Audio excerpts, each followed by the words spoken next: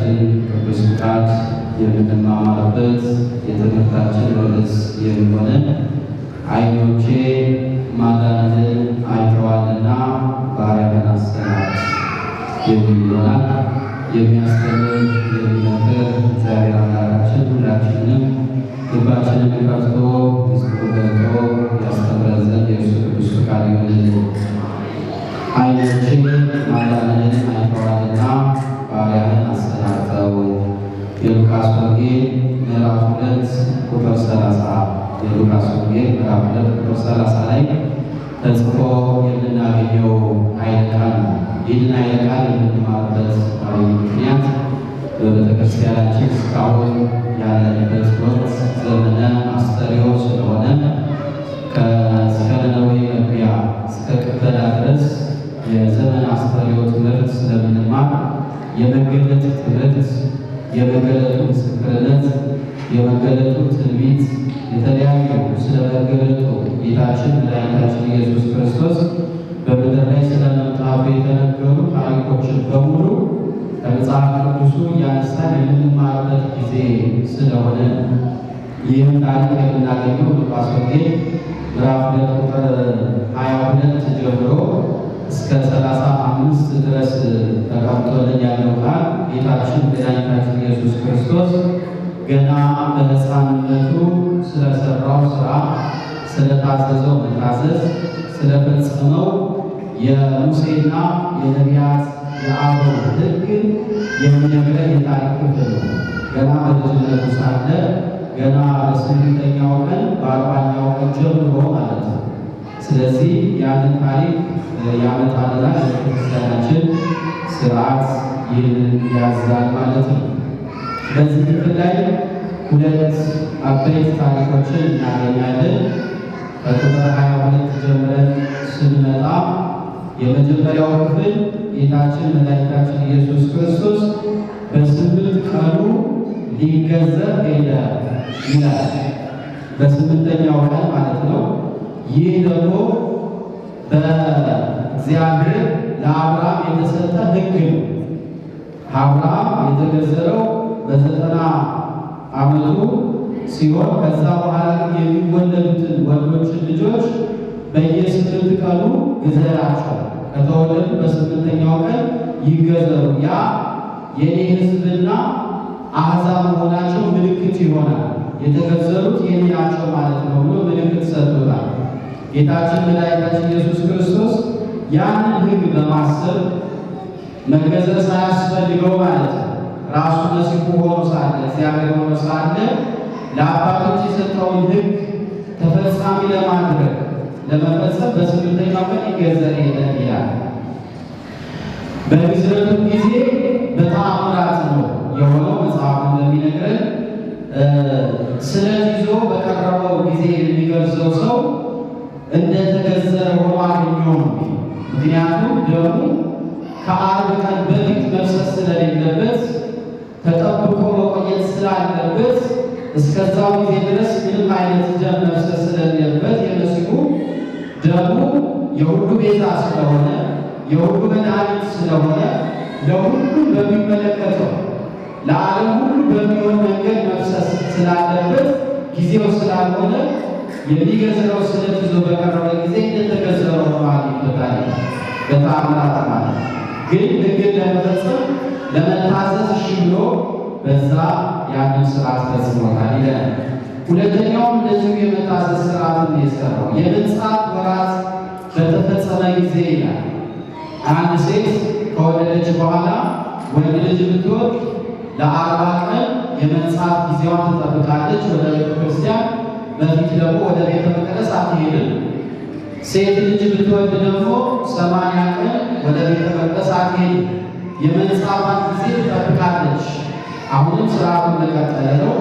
80 ቀን ትጠብቃለች ነው። ያ በተፈጸመ ጊዜ ይላል የመንጻቱ ጊዜ በተፈጸመ ጊዜ ወደ ቤተ መቅደስ ይወስዷቸዋል። ወደ ቤተ መቅደስ ይዘው ለእግዚአብሔር ያሳዩቸዋል። እነዛ ሕፃናት ማለት ነው። እግዚአብሔር ፊት ያቀርቧቸዋል። ለእግዚአብሔር እንዲሰግዱ ያደርጋቸዋል። እጃቸውን ይዘው ያሰግዷቸዋል በእግዚአብሔር ፊት በቤተ መቅደሱ ማለት ነው። መስቀል ብቻ ማሳየት ብቻ ደግሞ ሳይሆን መስዋዕት ይዘው ደግሞ ይመጣሉ። የቻለ ከፍ ከፍ ያለ ነገር ይዞ ይመጣል።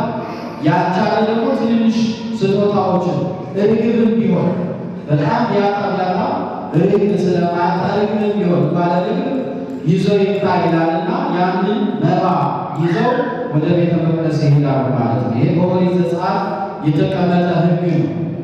ያንን ሕግ ለመፈጸም መድኃኒታችን ኢየሱስ ክርስቶስ በአርባኛ ቀን እመቤታችን ድንግል ማርያም መጽሐፍ ተብሎ ተነገረላት እንጂ እንደ ሌሎቹ አንስት ርኩሰት ባለበት መንገድ የወለደች አይደለም። በቅድስና በንጽሕና በሕቱም ድንግልና ነው የተወለደ። የመንጻት ጊዜ መጠበቅ አያስፈልጋትም ነበር። ንጽሕተ ንጹሐን መሆኗም ለዚህ ነው። የመንጻቱን ጊዜ የጠበቀችው ሕግ ለመጠበቅ ብቻ እንጂ በመውለድ የሚመጣውን መርከስ የቀመሰችው ግን አይደለም። በድንግልና ወለደች ነው የሚለው። በድንግልና ስለተወለደ መድኃኒዓለም ኢየሱስ ክርስቶስም ወደ ቤተ መቅደስ መሄድ የለበትም ነበር። ራሱ ቤተ መቅደስ ራሱ እግዚአብሔር ግን ሕግን ለመፈጸም ሄደ። በማቴዎስ ወንጌል ምዕራፍ 5 ቁጥር 17 ላይ ተብሎ ተቀምጧል። እኔ ሕግንና ነቢያትን ለመሻር የመጣሁ አይደለሁም፣ እንዲያውም ሕግንና ነቢያትን እነሱ የተናገሩትን ትንቢት ልናደርጋቸው ልፈጽማቸው ነው የመጣሁት። አንድም የቀረበት ሕግ የተላለፈው አያስፈልገኝም፣ እኔ መሲሁ ነኝ፣ ለእኔ የተነገረ አይደለም ብሎ ያልፈጸሙ አንድም ሕግ የለም። ዛሬ ብዙዎች የሚናገሩት ሕግና ነቢያት ተሽረዋል፣ ኦሪት አያስፈልግም፣ ኦሪትን እንዲሁም ማንበብ ራሱ አያስፈልግም ብለው በድፍረት ይናገራል። መድኃኒዓለም ኢየሱስ ክርስቶስ ግን የሚነግረን ምንድን ነው?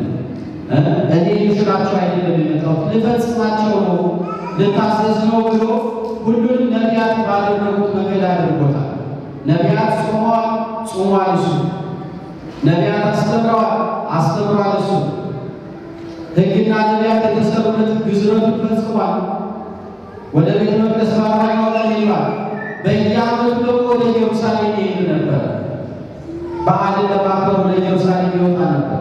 በ12 ዓመቱ ቢሆን እንደምታስታውሱ ጠፍቶ ነበር ይሄ። ስለዚህ ይሄ ሁሉ አንድም ነገር ሳያቋርጥ ፈጽሞታል፣ ሰርቶታል ማለት ነው። ምክንያቱም እነዛ ልጆች የሰጠው ማን ነው? እግዚአብሔር የሰጣቸው። እግዚአብሔር ይለውጣል አይለውጥም? እግዚአብሔር ይቀየራል አይቀየርም? በብሉይ የነበረ ከእስራኤል ጋር የነበረ አምላካችን ዛሬ ራሱ እግዚአብሔር አምላካችን ነው። እውነት ነው። የተሻሻሉ አሉ፣ የተተኩ አሉ፣ የጠበቁ ደግሞ አሉ። የባሰ የሕግ የተሰራላቸው ነገሮች ደግሞ አሉ። ስለዚህ በዚህ መንገድ የምንረዳው መድኃኒዓለም ኢየሱስ ክርስቶስም የሰራው ሕግን ሁሉ የፈጸመው በዚህ መንገድ ነው። ሰርቶልን የሄደው ታዝዞ የሄደው ማለት ነው።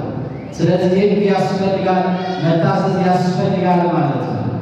ይሄ ትልቁ የተቀመጠልን ኃይለ ቃል ታሪክ ነው። መድኃኒዓለም ኢየሱስ ክርስቶስ የፈጸመው የመጀመሪያው የምናገኘው ይህንን። በሁለተኛው ታሪክ ላይ በአርባኛው ቀን ወደ ቤተ መቅደስ በሄደ ጊዜ ይላል ቤተ መቅደስ ውስጥ አንድ ሰው ነበር፣ አረጋዊ ስምዖን የተባለ።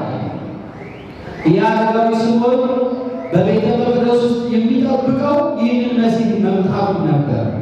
ምክንያቱም ይህ መሲህ ይህ ነቢይ ቀድሞ ከ300 ዓመት በፊት የነበረ ታላቅና ጻድቅ ሰው ነው ይለዋል መጽሐፍ ቅዱስ። ለ300 ዓመት ዕድሜ ተሰጥቶት አንተ መሲሁን ሳታይ አትሞትም፣ መሲሁን በዓይንህ ትመለከተዋለህ፣ ድንግሊቱ ወደ አንተ ትመጣለች ተብሎ በመልአኩ ትንቢት ተነግሮት ነበር። ያንን ትንቢት እስኪፈጸም ድረስ 300 ዓመት በቤተ መቅደስ ውስጥ ከአልጋ ጋር ተጣብቆ ይኖር ነበር ይላል። ይህ አረጋዊ ስምዖን ማለት ነው። ታሪኩ ከ300 ዓመት በፊት በጥሊሞስ የተባለ የታላቁ እስክንድርያ የእስክንድር የልጅ ልጅ የሆነ አጠቃላይ ዓለምን ይገዛ ነበር ይላል።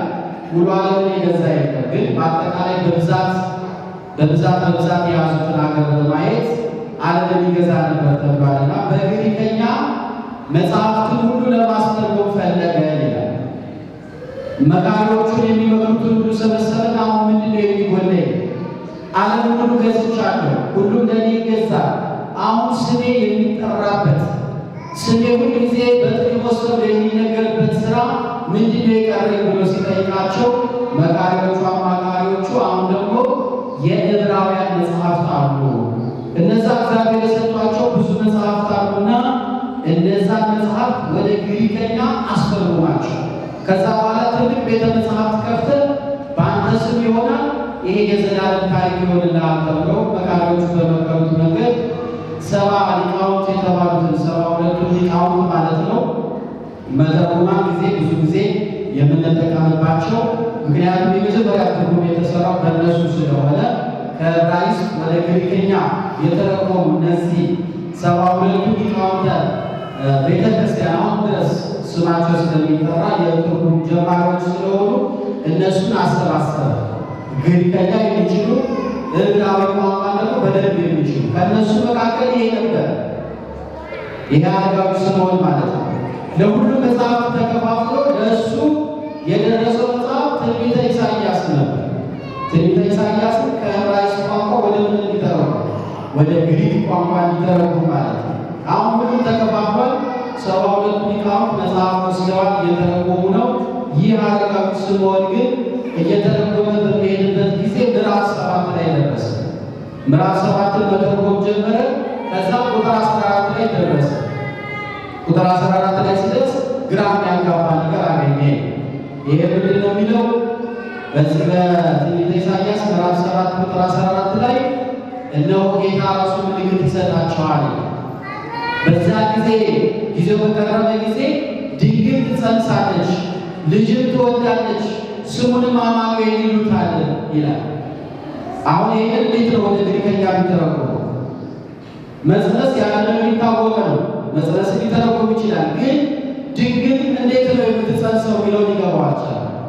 እንዴት ድንግል ትጸንሳለች ሳታገባ ወንድ ሳታውቅ? ይህ እንዴት ይሆናል? ይሄ የዕብራዊ መጽሐፍ ተሳስቷል ብሎ ምን አደረገው? ሴት ትጸንሳለች፣ ልጅም ትወልዳለች፣ ስሙ አማኑኤል ይባላል ብሎ ተርጉሞ አለፈ ይላል። በዚህ ጊዜ መልአክ በሌሊት ተገልጦ ያን ሴት የሚለውን ፍቆ ድንግል የሚል አድርጎት አደረ ይላል። በሁለተኛው ቀን ሲመለስ ሲያየው ሴት ብሎ የጻፈው ድንግል ተብሎ እንዴ ማን ያደረገው ብሎ ለሁለተኛ ጊዜ አጥፍቶ ሴት ብሎ አለፈ። መልአኩ ሁለተኛ እንደዛ አደረገ። ለሶስተኛም እንደዛ ጽፎ ሲሄድ ይሄ አረጋዊ ስምዖን ሊፍቅ ሲነሳ መልአኩ ተገልጦ እንዳትፍቀው እንደዚህ ብሎ የሚሆነው አንተ ይሄ ሊረዳ አይችልም፣ ልታውቀው አትችልም፣ የሚፈጸመው በእግዚአብሔር ተአምራት ነው። ነገር ግን እልሃለሁ ይህንን ሳታይ አትሞትም። ይህንን ሳታይ ብላትን አትሞትም። ይሄ ድንቅ የእግዚአብሔር ሥራ ተአምራት፣ ድንግል ትጸንሳለች፣ ታያለህ የሚል ባይነ ልጅም ትወልዳለች፣ አማኑኤል ይሉታል ተብሎ የተፈጸመው የተነገረው አንተ በዓይን ታያለህ ተብሎ በተነገረው መሰረት የቆየ አረጋዊ ሰው ይህንን የማዳን ሥራ ብቻ ለማየት እግዚአብሔር አምላክ ስንት ዕድሜ ሰጠው? 300 ዓመት ዕድሜ ሰጠው። 300 ዓመት ሁሉ ይህንን ጊዜ ሲጠብቅ ነበር። በቤተ መቅደስ እስከ ሽምግልናው መንቀሳቀስ እስከሚችል ድረስ ዞር ዞር ነበረ። ከዛ በኋላ ከደከመ በኋላ ግን በአልጋ ላይ ያስቀምጠውት ነፍሱ ከሥጋው ሳትለይ በተአምራት 300 ዓመት ቆይቶ ነበር። ይሄ አረጋዊ ስምዖን ነው የምንናገርለት ማለት ነው። ይህን ታሪክ መጽሐፍ ቅዱስ ላይ አታገኙትም፣ አልተጻፈም። የእኛ ሊቃውንተ ቤተ ክርስቲያን ከአዋልድ መጽሐፍ የተገኘ ታሪክ ነው ማለት ነው። ብዙዎች ዛሬ መጽሐፍ ቅዱስ እናውቃለን የሚሉ ሰዎች ይህ አረጋዊ ስምዖን ማን ነው ብንላቸው አያውቁትም። ምን ነበር ቢባል አያውቁትም። ለምንድን ነው በዚህ ቀን ሽማግሌ ሆኖ የተቀመጠው ቢባል አይታወቅም። ስለዚህ አዋልድ መጽሐፍትን የሚያንቋሽሹ ካሉ አያስፈልግም የሚሉ ካሉ ይህንን ምላሽ መስጠት አለባቸው ማለት ነው። ስለዚህ ቤተክርስቲያናችን ግን በሚገባ እያንዳንዱ ታሪክ ጽፋ አስቀምጠልናለች እና በዚሁ መሰረት የአረጋዊ ስምዖን ይህንን መሲህ ይጠብቀው ነበረ። ይህችን ድንግሊቱን ያያት ዘንድ ይጠብቅ ነበረ ይላል። ለ40ኛው ቀን በሞላ ጊዜ ድንግል ማርያም ልጇን ይዛ ከዮሴፍ ጋር ሆና በቤተ መቅደስ ክርስቶስን ልታሳይ በእግዚአብሔር ፊት ልትገልጠው ይዛ መባ ደግሞ ብዙ አልነበራትምና 2 ትንንሽ ርግቦች ይዛ ያንን ለእግዚአብሔር የሚቀርብ መሲሁን ደግሞ እግዚአብሔር ፊት ልታሳየው እንደ ሥርዓቱ መሰረት ይዛ ሄደች ይላል። ልክ ወደ ቤተ መቅደስ ሲገቡ ሊያቀርቡ ሲገቡ ይህ አረጋዊ ስምዖን ለዘመናት የማይንቀሳቀሰው ከአልጋ ጋር ተጣብቆ የነበረው እግሩ ተፍታታ ይላል። ሰውነቱ ጠነከረለት ይላል። ዓይኑ ብዥብዥ ብሎበት ነበረ፣ ዓይኑም እንደ አዲስ ሆነለት ይላል። በዚህ ጊዜ አወቀ፣ መሲሁ መምጣቱ መቅረቡን አወቀ። ያ የ300 ዓመት ሽማግሌ ከአልጋው ላይ ብድግ አለ። ክርስቶስ የ38 ዓመት በሽተኛውን በአንድ ቃል ተነስተህ ሂድ ሲለው ብድግ ብሎ እንደሄደ ማለት ነው። ይሄ አረጋዊ የ300 ዓመት ሽማግሌ ብድግ ብሎ ቆመ፣ መሲሁ ወደ እሱ ሲመጣ ማለት ነው። የመጀመሪያው ተአምር ማለት ነው። ስለዚህ አረጋዊ ስምዖን ተነሳ፣ ሲያያት ድንግል አያት። መጀመሪያ እጅግ የምትደንቅ ድንግል፣ መልኳ ደምግባቷ ሁሉ የሚያሳሳ፣ መልኳ እጅግ ያማረ እንደ ሌሎች አንስት ያልሆነች ድንግሊቱን አያት። ከዛም ልጇን ታቅፋ ብርሃን የሆነ ልጇን ታቅፋ ተመለከተ። ወደ እነሱ ቀረበ። ልጁን አምጡት አሳቅፉኝ አላቸው። ድንግልም ሰጠችው፣ አቀፈው ይላል። ለ300 ዓመት ሲጠብቀው የነበረው መሲህ 300 ዓመት ማለት ቀላል አይደለም። አንድ ቀን መጠበቅ ራሱ ከባድ። እኛ ስንት ቀን ጠብቀዋለን? ክርስቶስ ስንት ጊዜ እንታገሳለን? ስንት ጊዜ ነው ጸንተን እቤት ውስጥ መንፈሳችን እንደጋለ እግዚአብሔር እያየን የሚቆየው? ስንት ጊዜ ነው? እናውቀዋለን፣ ድካማችን እንረሳዋለን። ከቤተ መቅደስ ስንወጣ የሚረሳ እኮ ሆኗል እግዚአብሔር። ከዚህ ስንሄድ ወደ ዓለም ጉዳይ ነው፣ ሩጫም ወደ ሩጫው ምን ሄደው እግዚአብሔር ብዙ ጊዜ በአእምሯችን እየረሳ ነው። ይሄ ሰው 300 ዓመት ጠብቆት ነበረ። መሲሁን አገኘው።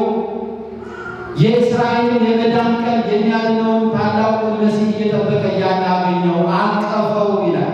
ክርስቶስን ማቀፍ ማለት ሳይፈቀድለት ማቀፍ ማንም አይችልም።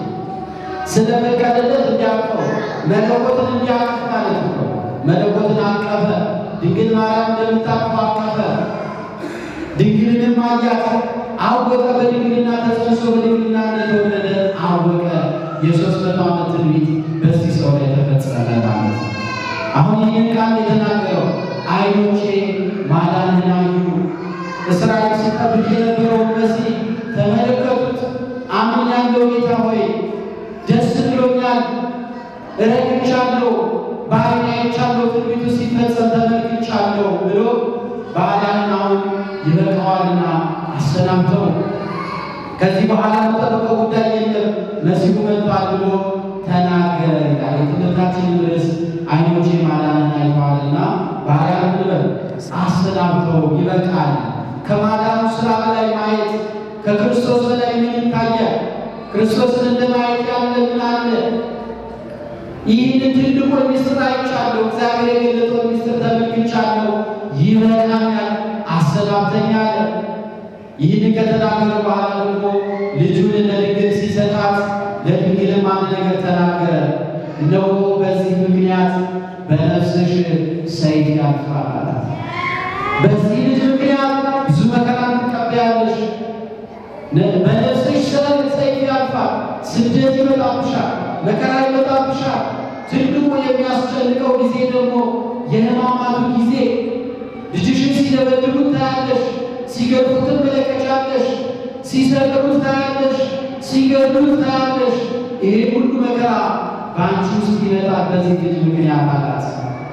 በተአምረ ማርያም እንደተነበበልን ድንግል ማርያም 5ቱ ሐዘናት እነማን ናቸው ብሎ ክርስቶስ ልጇ በጠየቃት ጊዜ የመጀመሪያው ድንጋጤ በውስጧ የመጣው የመጀመሪያው ሐዘን ይህ አረጋዊ ስምዖን የተናገረው በነፍስሽ ሰይፍ ያልፋል ሲላት ነቢይና ታላቅ ሽማግሌ ስለሆነ ልቧን አስደንግጦታል።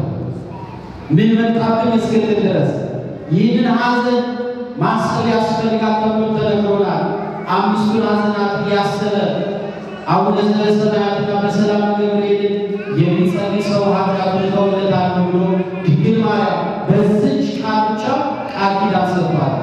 ይህችን እንኳን ዛሬ የምንናገራትን ድንግል ወይ እንዴት ነበር ያ ጊዜ እንዴት ነው ያስደነገጠሽ እያለን እያሰብን ሰላምታውን ስናቀርብላት ምስጋናውን ብናቀርብላት ያንን ስላቀረብን ኃጢአታችን ሁሉ ይፋቃል ተብሎ ተነግሮናል።